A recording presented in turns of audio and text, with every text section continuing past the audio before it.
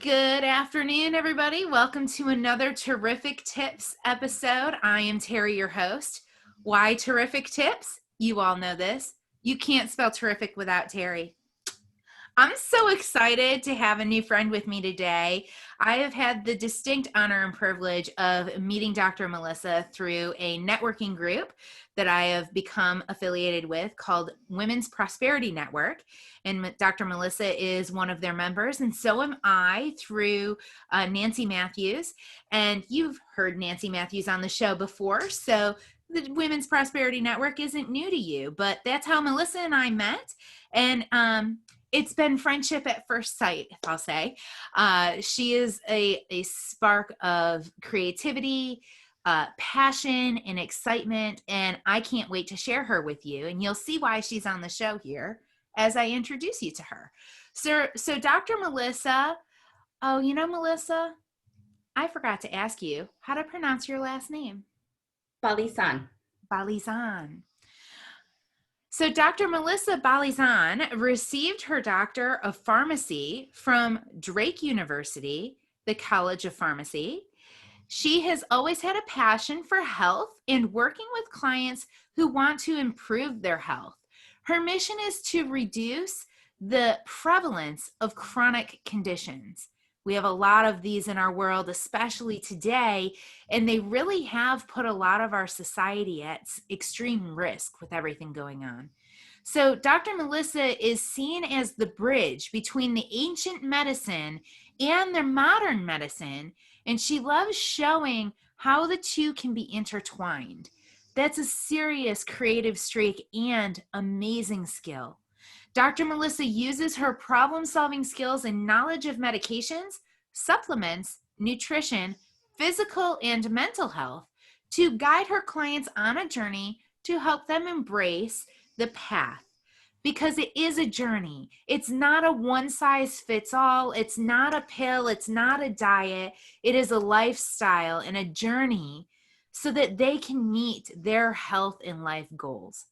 She loves reading and enjoys spending time in Colorado camping, sightseeing, four-wheeling with her husband, and their much-loved dog, Chestnut, who is with her, but you won't see Chestnut. She's tiny, and she's sitting on the chair behind her. I just wanted to say thank you so much, Dr. Melissa, for being part of our conversation today. Welcome. Thank you, Terry, so much for having me. I am honored to be here. Yeah, I'm excited to have you. So you have a pretty unique skill set. You're a doctor of pharmacy. And when I was first introduced to you, you're a doctor of pharmacy who helps people get off of pharmaceutical medications. Is that right? That is correct. That is one of my uniquenesses. Yeah. So talk to us about why this journey. What made you decide to get into the space of healthcare? Why do you care so much? That's a great question, Terry. The reason I got into this, I've been on the other side. I've seen healthcare from its good and bad standpoints, and I've seen the challenges that we as patients go through when we go to our healthcare providers. And I have, when I started pharmacy school, I knew that there was a better way. I knew that there was a path that I wanted to take and be able to help patients along the way. And although I was working basically corporate pharmacy, I was still helping clients and my friends and family and patients be able to optimize really their level of medications and, get off of things, because so many times we are just put on things. We go to the doctor for one thing, and then we're sent to another doctor for something else. And then we just get piled and piled on medication. And so throughout my career, as a pharmacist, we look at medications and we do this, and some are more proactive than others at really sitting down and looking at everything that you're taking. And so I decided to pivot a few years ago and really go on the proactive side instead of being on the reactive side. And I think that's the difference is, we go in because we have something wrong, so we get something.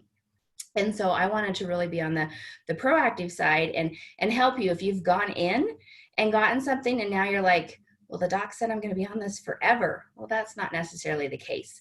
You have the opportunity to take care of your health. It's not your physician's health, it's your health, and it's your health journey.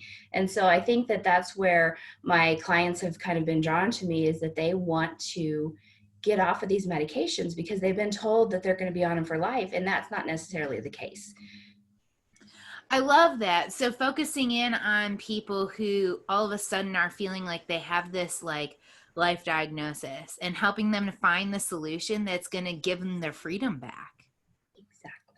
That's so beautiful. What a beautiful mission. And I love that you've spent your life really studying it and really diving into the chemical interactions, because we're just chemical beings, right? That's right. That is so true. And we don't realize that, but yeah, we're chemical beings, and there's different interactions. What you put in your mouth or put on your body could react somehow with whatever else you're taking. And so yeah, being able to support you and guide you and say, you know what, maybe we should do something different here. Maybe we should change this medications to a supplement, or maybe we can, maybe it's a choice of to a completely different med or a different supplement. There's all options available, and my goal is to get you off of everything, if that's possible, if that's your goal. Yeah. So was there like an aha moment for you that made you realize, in pharmaceutical world, we're very reactive, but there's history, there's documented proof of medication and treatments and things that we can do to be proactive. Was there like this aha moment of how you could bridge that gap for yourself and for your people? There was a couple of aha moments. I didn't always clue into them, so I don't know that I really took charge of those aha moments. But there's been a couple of moments in my life and in my career that have brought that to my point. And one of them was a personal experience back about 14 years ago. A family member of mine, and actually I could go back further, but we'll go with this one. A family member of mine was put in the hospital, was diagnosed with a condition, came out with a boatload of medications. And those medications, what happened is that the life revolved around taking those pills every 2 to 3 hours. And so there was no quality of life. And so that was kind of an aha moment. I'm like, there's got to be something better. And so I worked with this family member's physicians and myself, and did my own research as well. And there was a kind of a group of us, which is what you need in healthcare, is you need somebody to be your advocate. And then you need your physician as well for when you need some things. I worked with the physicians, and we were able to decrease the amount of medications. We were able to increase the quality of life because it was no longer dependent upon taking the meds, which we were all about taking food because the meds made sick to the stomach. And so working through that, and now this particular individual is down on a lot less medications, only 2 times a day. So there is still some medications required. There's some supplements involved as well. But that was kind of one aha moment. And that was 14 years ago. That was a while ago, but it was kind of started leading me down like, wait a minute, and I'd had some things before that as well, but it goes to show that we don't always, and I'll say as healthcare providers, when we're trained in Western medicine, it's, you come in, you get a prescription, you go to the pharmacy and you get it filled, and you go home and you're expected to take it. And that's not always the best solution. And so, being able to have the knowledge of how things react with the supplements, and let you know that there are alternatives and a safe way for you to be able to pull those alternatives in, because just going and taking everything is not always safe either, so you want to make sure that you have that opportunity. Yeah. Wow, that sounds like I can't even imagine what that person was going through, having to take medication every 2 or 3 hours, and what kind of, other health challenges were they facing because they had to take it with food. And so when you're having to eat every 2 or 3 hours, what are you eating in that time? Because that's going to play a role too. We had a nutritionalist on the show not that long ago, and she was talking about not all calories are equal. And she's talking about the different types of food and the more color we have. But when you're having to eat every 2 or 3 hours, you're not doing meal prep for 7 meals a day. You're just not. You're going to grab something that's quick, that's easy, that's going to put something in your stomach so the pill doesn't make you sick, right? Exactly. Stuff That that's was quick and that easy. was exactly the case. And it affected their family as well, because that was, I mean, the immediate family was affected, because it's like, okay, well, time to eat again, and so it was a combination of some other health challenges that came up as well that I was able to help them work through. So that was good. Yeah. So, in your world and with the things that you've seen and experienced, what's like the biggest challenge that either you yourself have experienced in business or that you're really focused on helping your people overcome? Because I know in the world of health, there's a lot of challenges. So, maybe what's been the biggest challenge that you've seen, and what have you maybe found to help overcome some of that? I think one of the biggest challenges as a business owner is remembering to take care of yourself, because especially we as women, we're programmed to take care of everybody else. Then we're programmed to take care of our business, and we often neglect ourselves. Sometimes we will go and get, a nice haircut or get a mani-pedi, when we're when we can go out and but and sometimes that's good, but the combination of that, not taking care of yourself, the stress of owning a business, the stress of running a family, a household, is very very challenging. And so I'd say that is one of the biggest things, is remembering to take care of yourself, remembering to schedule in that time for yourself, which is often the first thing to go as well. So holding true to that, and I myself have neglected myself from time to time. That was kind of one of my tipping points. Was I very successful in my career, taking care of my family, and I was neglecting myself. And it led to some health issues for me that I had to be faced with. And I don't want everybody else to have to succumb to that. So we want you to be able to take care of yourself now before you have to react, because reacting is very challenging. And I wish that I had listened to myself a little bit more sooner than I did. But now I have to remember to just, if my body says I need to take a little time, sometimes that has to happen.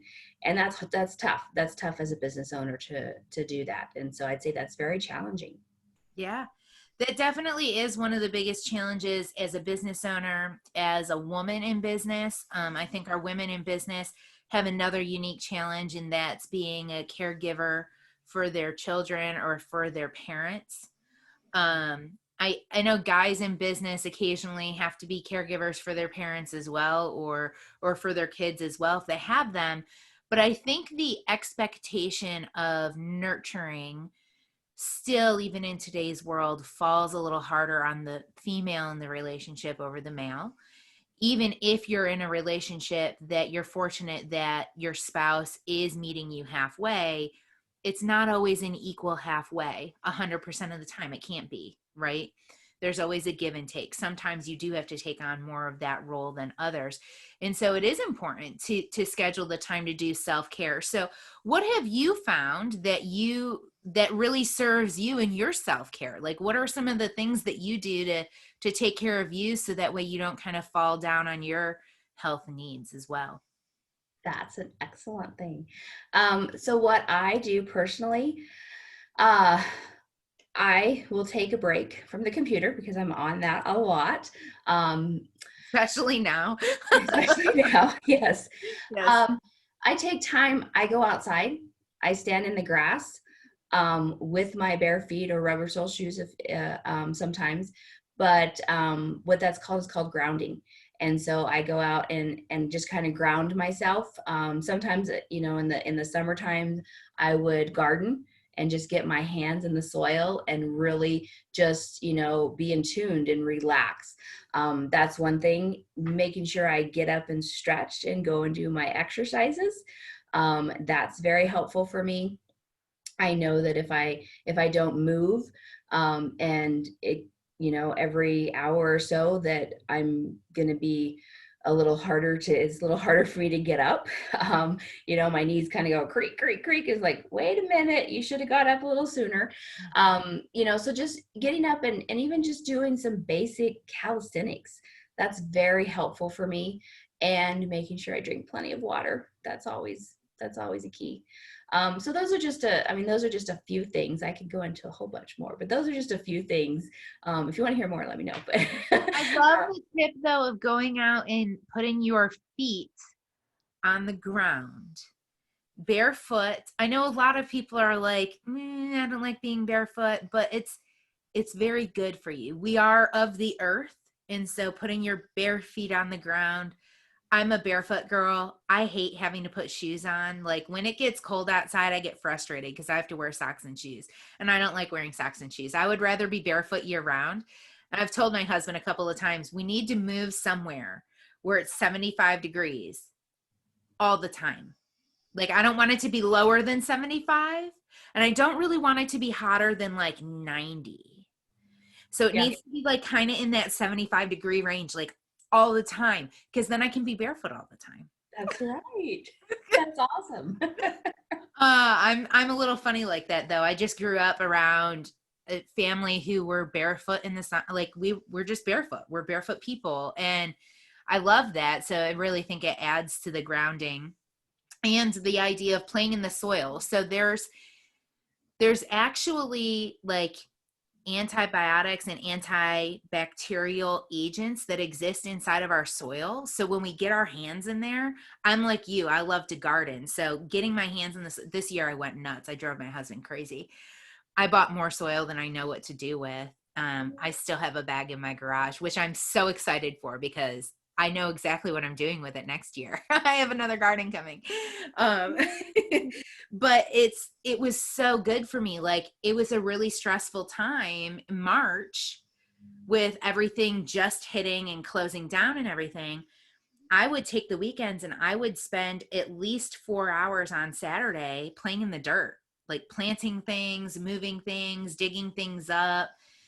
And it was so therapeutic to do that. Like I did not feel the stress or the anxiety of everything going on by doing that. So excellent. Yes. It's amazing how that happens, huh? Yeah. Just playing in the dirt. It's like going back to being a kid and playing in the dirt. That's a great tip. So if you can think of something that you did when you were a kid that you thought was fun, funny, or entertaining, do that. Exactly. I love that. I would love to be able to effectively jump rope as well as I did when I was a kid, because I love to do that as a kid. Now I'm not as coordinated as I was then, but I love to play in the dirt and make mud pies. Yes. Yeah. Jumping rope. Man, that's a good one too. My husband got a jump rope not that long ago and I tried and I'm like, yeah, no, I'm not good at this anymore. I used to jump rope all the time too. And in hopscotch, I did the hopscotch thing all the time. Mhm. But Yeah. yeah, it's so good. The other thing that we did when we were kids, we used to ride our bikes everywhere. Uh-huh. And it like dawned on me when I turned 36 that, I used to ride my bike everywhere. So I was like half the size of the person I am today and was like, how did I do that? I was on my bike for at least 2 hours a day when I was in high school and college. And I'm like, early college. And I'm like, yeah. So once I learned how to drive and then had to drive everywhere, what did I stop doing? Mhm. I even stopped owning a bike. I hadn't owned a bike in like 15 years. Oh, wow. Yeah. So we bought bikes this year and we've been out riding our bikes and it's been awesome. We ride about 3 times a week and we've checked out most of the greenways here in Winston-Salem already. And it's only been 2 months Oh, that that's we awesome. yeah. That's awesome. And that's great for your body, because you're getting out moving it, you're having fun, and you're keeping your joints limber. Yeah. Well, and especially if you, like you had mentioned earlier, like if you go through a situation where you're having to be reactive instead of proactive, I'm having to be reactive. At the beginning of COVID, spent a lot of time on the couch and I wasn't moving my body as much as I needed to. And my knees gave out on me going up the stairs. I had a hot knife going through the center of my knees, trying to walk up the stairs. And so I've spent the last 2 months trying to recover and make it so that way I can walk up the stairs like a normal human being again. And it's like sad to be this young and have that problem. I was not very proactive. So don't make my mistake. It's painful. Don't do that. Get active while you can. Stay active while you can, because the more active you are, the less likely that's going to happen. Exactly. That's true. Less likely. Less likely. I didn't say it was impossible, because one of my good friends is a basketball player and he had to have reconstructive surgery on his knee and he's only 22. So not impossible, just less likely. Right. That's right. But yeah, but we are a society of reactive, and that's that's one thing that I advocate for, is for us to be proactive as a society. Let's change and let's do this better. Are there steps that you might recommend for somebody to start becoming more proactive with their health? Yes. So depending upon where they're at, as to if they're trying to lose weight, if they're just trying to be more active, I would say some basic things to do. Basic calisthenics are usually fairly safe for most everybody. And disclaimer, I am not your physician, so we don't have until we have an established provider relationship, I can't give you specific things to do, because I don't want to hurt you. I don't want you to have an injury. And so telling you to do a specific, to do jumping jacks may not be good for you, especially if your knees, like Terry, that's not a good thing for you. But some basic calisthenics. We'll be doing jumping jacks. No jumping jacks. Usually, some basic stretches is usually safe for most people. Looking at and starting to read your food labels. That's a very simple thing that you can do. Start reading your food labels and be knowledgeable about what you're actually ingesting. You don't have to make changes right away, but start reading and start looking and start saying, okay, well, how much fat is in here? How many carbohydrates is in here? And look at the sugar in there. Okay. You want your proportions to be further apart. So you don't want to have something that has 20 carbohydrates in it and then it's 20 grams of sugar as well. Then that's pretty much just going to be pure sugar. Now, that's not to say that that's bad indefinitely, but that's not something you want to be doing all the time. So that's not so you want something, when you're looking at the label and it's got 20 carbs and it's only got like 3 grams of sugar, then that's something that's going to be a little bit healthier for you. As far as starting to read your labels, just start to learn what you're putting in your body. Start, trying to eat things from the earth. Especially if you garden, that's great. Reap your harvest, because you did the work and you want to enjoy those wonderful things from the garden. I love that. So you mentioned the proportions. So what proportions would be wise for us to look for? Like, what is a healthy proportion to have? Yeah. So, I may have walked myself into a box for that, because I may have to go look that one up. Oh, okay. I can tell you, so depending upon where you're at, what type of, nutrition you're putting into your body, you typically want to have approximately, 10 to 20% fat that you're putting in your body, and, mostly good veggies and protein. And then your sugars you want to have lower. So when you're looking at labels, my rule of thumb for me, because I try and follow a lower fat diet, just because I think that's, for me, that's healthier, just because of the risk factors that I have.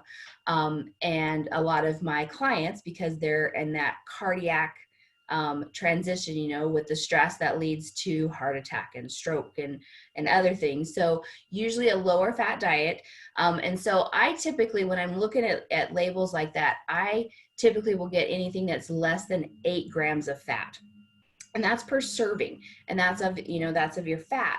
Now, that's not something that I eat all the time, but that's kind of just a typical. Less than 8 grams of fat is usually fairly decent. And then your carbohydrates, if you're staying on a low carb diet, you need to, your low carb lifestyle plan.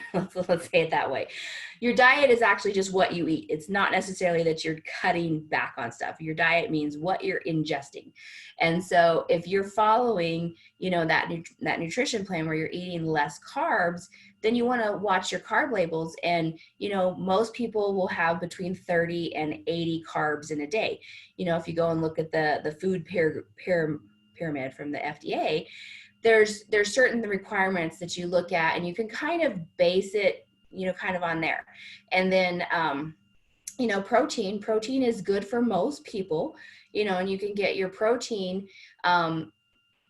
Usually you want to have 20-ish grams of protein in a day. So you're going to kind of cut that out, divide that out, depending upon what you're doing. And that's all going to depend upon also what your frame looks like. If you are trying to lose weight, if you're trying to gain weight, I have some clients that need to gain weight because they don't have the meat on their body that they need. So that's kind of a very broad overview of kind of how to look at and kind of base it. But, I would say do a little research. There's some great things out there on nutrition and whatever, talk to your healthcare provider. They can always be helpful. Nutritionists can be helpful as well to kind of guide you on your path, because it's your journey and you're unique. So when you had mentioned there are resources out there, are there specific resources that we should look at and weigh more heavily in terms of credibility and validity than others? And if so, can you maybe give us a couple of those? Because I think one of the biggest challenges right now in the healthcare space is there's a lot of misinformation out there. Like I've heard protein, you probably want to have 20 or 30 grams of protein per meal. So to hear 20 or 30 for the day is like, that's not what I've heard before. Now, it's not to say that what I've heard is wrong. It might be right for a certain type of person. And it's not to say that what you've just said is wrong, because that might be right for a certain type of person. But how do we know like what makes sense for us and what information is the right information to listen to? That is an excellent question. And it's going to be a difficult answer because it's tough to discern. The information that is out there that's available to consumers is not always validated. And so, you often have to consult with somebody who has resources, we can go in and access. These are things that we pay for, that we can get access to, higher level nutrition plans, things like that. I would say, I don't know if I want to mention their name. There is a nutrition, there's a nutrition one that I kind of like. They are a little bit higher, but I'm trying to think if they actually have things for the consumer. So I think it might be, you might have to go through somebody. You're saying we might need to contact you for some of that information? Yes. Okay, that's fair enough. You need an advocate. You need somebody who can, that's one thing I do is I solve problems. So I do research and I look for things. So, you may need to contact somebody, have somebody who has that resource. So you look for the resource, and your resource is to contact somebody like me who can give you that accurate information. And, so what you're saying is don't try and do the research on your own. Exactly. Because you're probably going to find a lot of junk. You will find a lot of junk. Dr. Google, not so good. A lot of people tell me they've went to Dr. Google. I'm like, What? No, no, no, no, no. That's When did Google go to 12 years of school? I don't remember that happening. I don't remember that happening either. So yeah, so you want to, there's a reason that I went to school for so long, and so that I can have that knowledge to help you and point you in the right direction and give you access to those resources. So while there is some good stuff out there, I'm sorry I can't name a specific name, Terry. I wish I could, but That's okay, because here's what we've learned. What we've learned is the answer is not to try and figure out and do everything on our own. The answer is to find a trusted advisor who we can turn to, who has access to the right resources. You're thinking we need to have somebody who has access to the scientific journals, right? The knowledge in the human consumer doesn't have access to the scientific journals. And let's be honest, even if we did have access to the scientific journals, we wouldn't know what the lick we're reading, to be honest, because it's a whole nother language. Like, that's an entirely different language. And I know because I work with a lot of doctors, it's another language, y'all. true. Talk to a doctor, they know how to decipher what that language means, and they're experts at being translators so that we can understand what we need to do. Do you have any advice for somebody who maybe has gone, they've sought the advice, they've done the things, and they're maybe feeling like this particular provider isn't necessarily leading them in their best interest, down their best path? What might they need to do? What might their next step be? Their next step would be to really decide what's best for them, number one. And deciding what's best for them. And if they know that their provider that they're going to is not really, not supportive of them, whether they're trying to go down to a holistic path and their physician is like, I don't know about that, or whether they're trying to, they don't want just the Band-Aid, they don't want a pile of pills to take.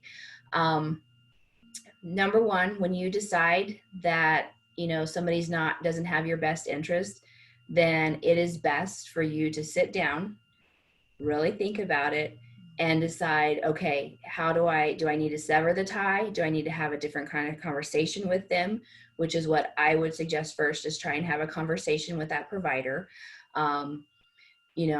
Knowing what to say to that provider, having the language, having somebody like me in your corner who will go and advocate for you.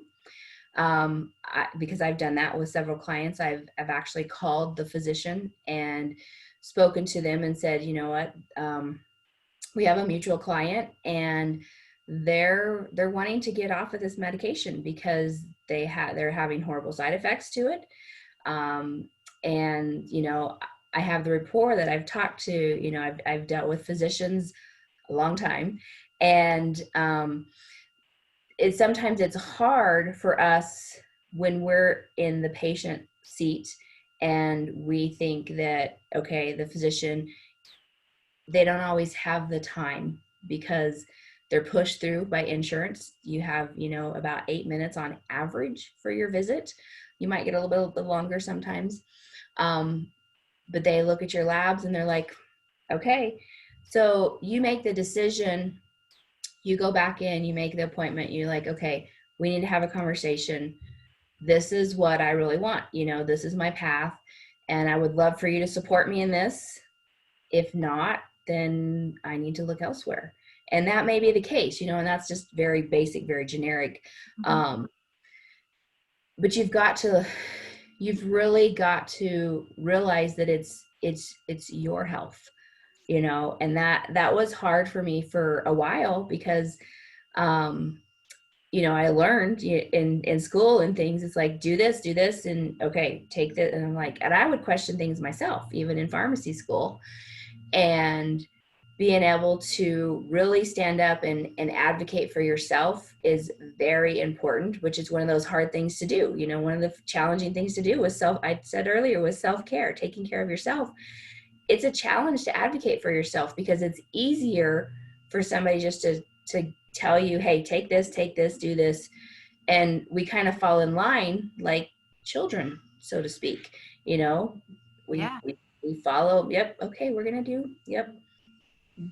Mommy said we have to do this, so we have to do this, and it's a different type of dynamic, but it's like the physician said, do this or whatever, your provider, your nurse practitioner, your health practitioner, whoever you're seeing.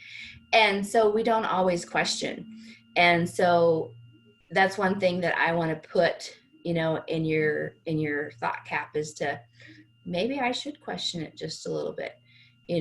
I should ask those questions. When I'm given a prescription, I should be able to ask the physician or nurse practitioner or whoever wrote you that prescription a question.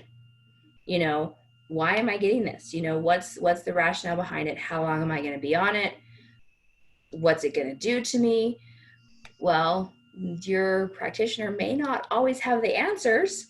You need to maybe try and ask your pharmacist, because we're the more the medication experts, but you still want to know what you're putting in your body.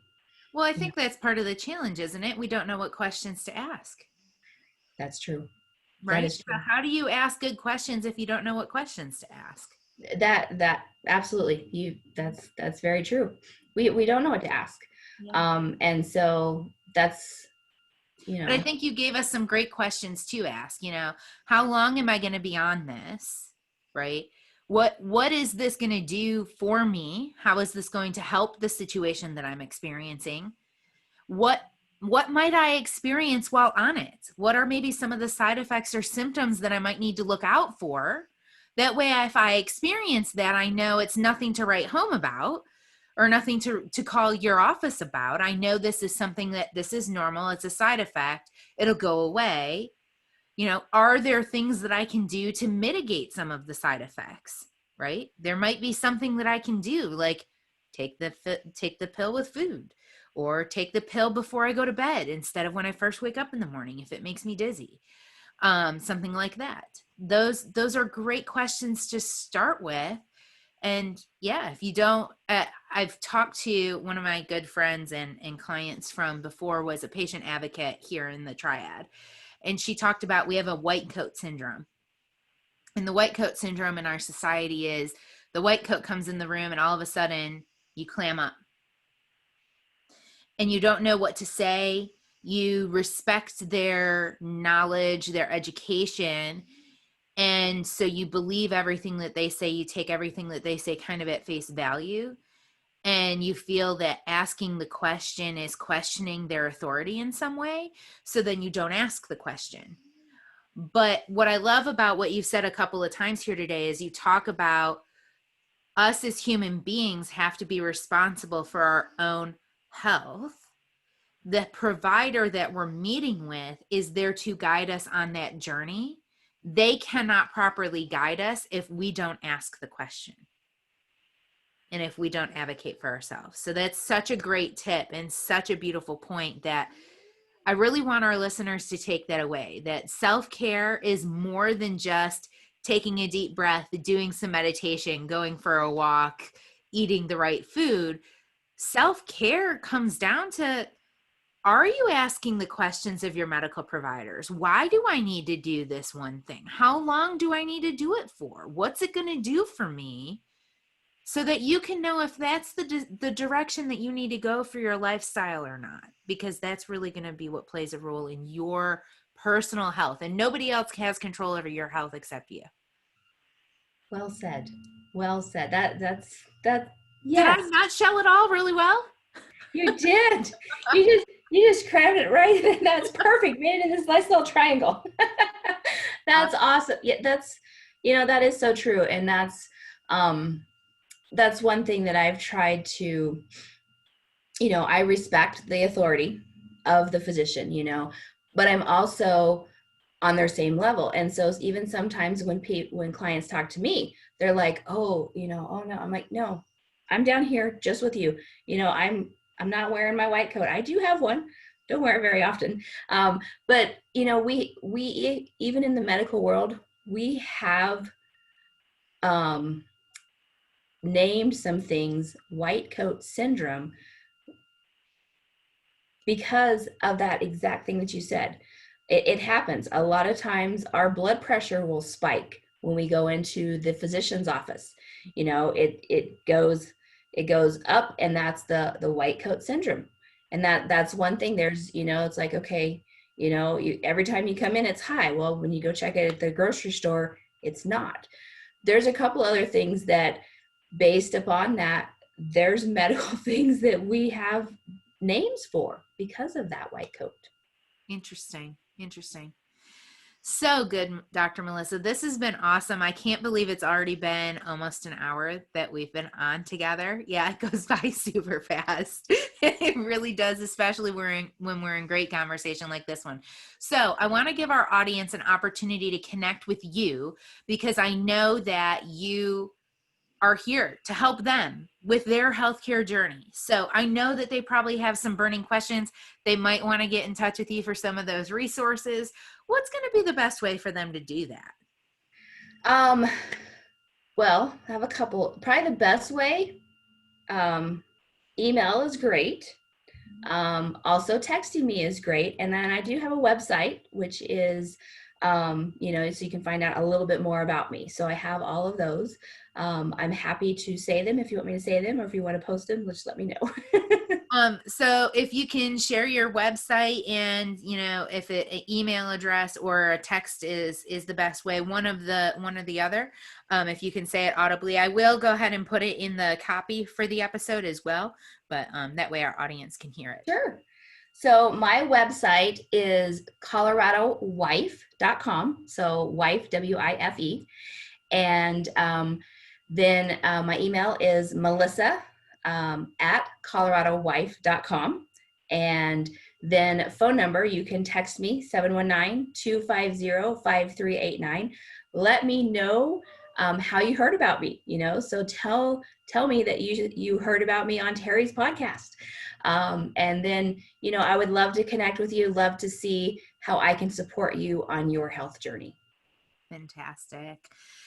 Dr. Melissa, this has been such a pleasure. I have one more question for you. Yes.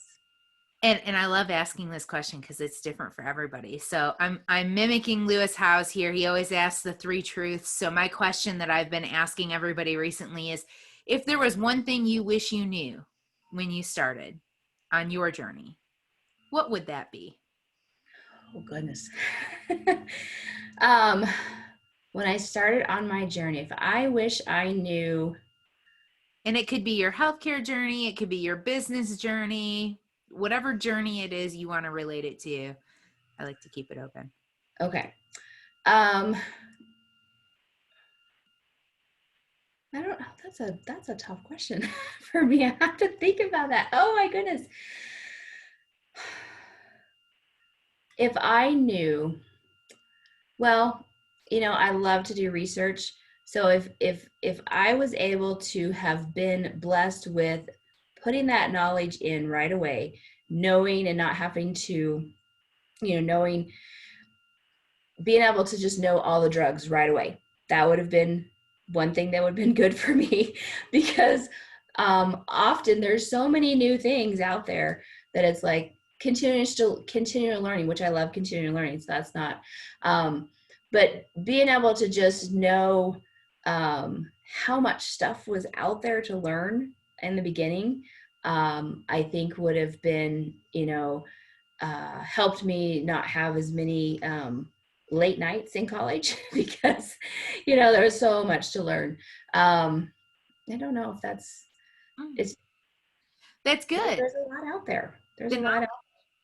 It's interesting that comes up because that's a frequency. I am a person who notices patterns in frequency, and it's not the first time in the last couple of conversations that the idea of knowledge has come up.